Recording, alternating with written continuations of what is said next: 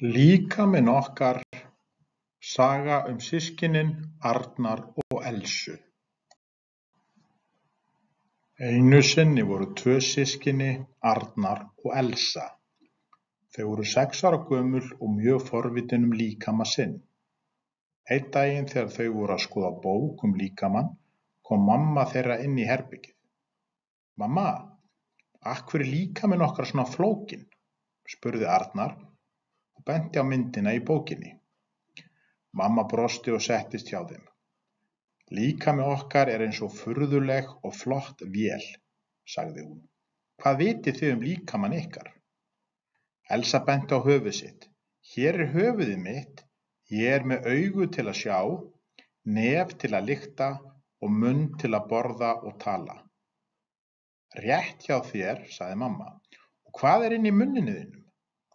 Ég er með tennur til að tyggja og tungu til að smakka, svaraði Elsa stolt og sýndi tennurnar sínar.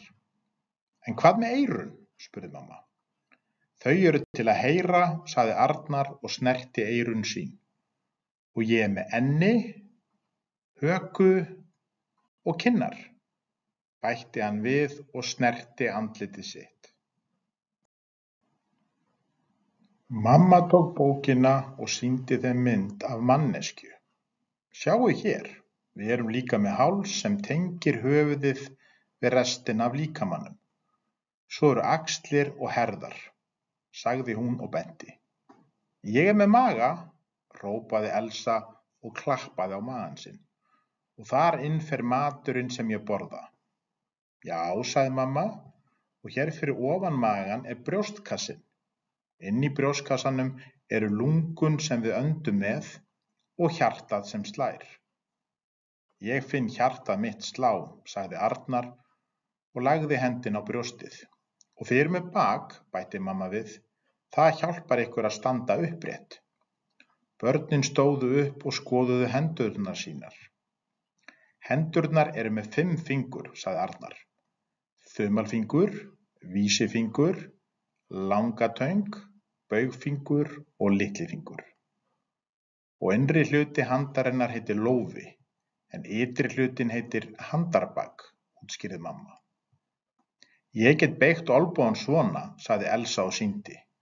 Og ég er með nafla hér á maganum, bætti Arnar við og sýndi naflann sinn. Mamma benti á fæturna þeirra. Fæturnir ber okkur, þeir eru með tær, rétt eins og við erum með fingur á höndunum. Stóra tá og litla tá, sagði Elsa og horfði á tærnar sínar. Og fætur eru með hæl og rist. Við erum líka með hné sem við getum beygt, sagði Arnar og beygði hnén sín. Allt í líkamanum hefur hlutverk, útskýrði mamma.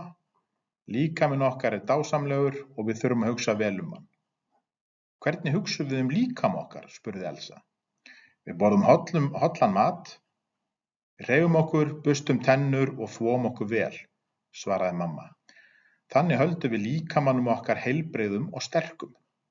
Og það er mikilvægt að þekkja líkama sinn, bætti hún við.